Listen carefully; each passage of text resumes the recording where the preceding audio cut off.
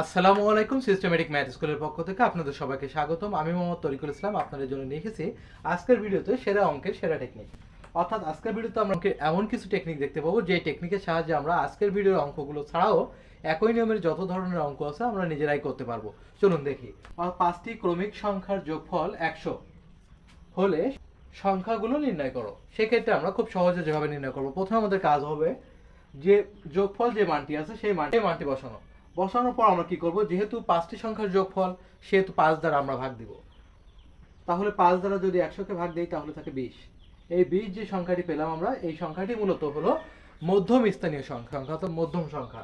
সেক্ষেত্রে 20 যদি মধ্যম সংখ্যা হয় তাহলে পাঁচটি সংখ্যার ক্ষেত্রে 20 এর পূর্বে বসবে দুটি সংখ্যা এবং পরে বসবে দুটি সংখ্যা। সেক্ষেত্রে 20 এর পূর্বে আছে হলো 19 এবং তার পূর্বে আছে হলো 18। এবার 20 পরবর্তী দুটি সংখ্যা দুটি হলো 21 ও 22। এই হলো এই প্রশ্নটির সমাধান। এখন বন্ধুরা, যদি এই অঙ্ক এভাবে না সংখ্যাগুলো নির্ণয় করতে বলে যে প্রথম দুটি সংখ্যার যোগফল কত, সেক্ষেত্রে আপনারা কিভাবে করবেন? এই 18 আর 19 যোগ করে দিবেন, তাহলে প্রথম দুটি সংখ্যার যোগফল আপনারা নির্ণয় করতে পারবেন। এবার যদি আমাদের বলে প্রথম ও পঞ্চম সংখ্যার যোগফল কত, সেক্ষেত্রে আমরা এই প্রথম আর পঞ্চম সংখ্যার যোগফল করব। প্রথম ও পঞ্চম সংখ্যার গুণফল কত, তাহলে আমরা প্রথম আর এই পঞ্চম যে পেলাম এই সংখ্যা দুটি গুণ করব। এভাবে আমরা অঙ্কের যে মানটি চাইবে আমরা সেই মানটি নির্ণয় করে দিব।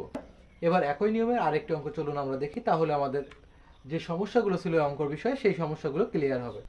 তিনটি ক্রমিক সংখ্যার যোগফল 123 হলে সংখ্যাগুলো কত, বা সংখ্যাগুলো নির্ণয় করো। সেক্ষেত্রে আমরা যে কাজটি করব, যেহেতু যোগফল 123 আমরা এই যোগফলটা রাখবো। রাখার পর যেহেতু তিনটি সংখ্যার যোগফল, সেক্ষেত্রে আমরা 3 দ্বারা ভাগ দিব। এখন 3 দ্বারা যদি 123কে ভাগ দিই তাহলে 3 12-এর ভিতরে যায় 4 বার এবং 3 3-এর ভিতরে যায় 1 বার, অর্থাৎ 41। অর্থাৎ তাহলে আমরা জানি মধ্যম স্থানীয় মান থাকবে 41। মধ্যম স্থানীয় মানটি যদি 41 থাকে তাহলে তিনটি সংখ্যা করতে গেলে আমাদের 41 যদি মধ্যম স্থানে থাকে তাহলে তার পূর্বে দিতে হবে 40 এবং পরে দিতে হবে হলো 42। মূলত এই তিনটি সংখ্যার যোগফলই হয় 123। এভাবে যে কোনো ক্রমিক সংখ্যাগুলোর যদি যোগফল দেওয়া থাকে তাহলে আমরা খুব সহজে ক্রমিক সংখ্যাগুলো এভাবে নির্ণয় করতে পারবো।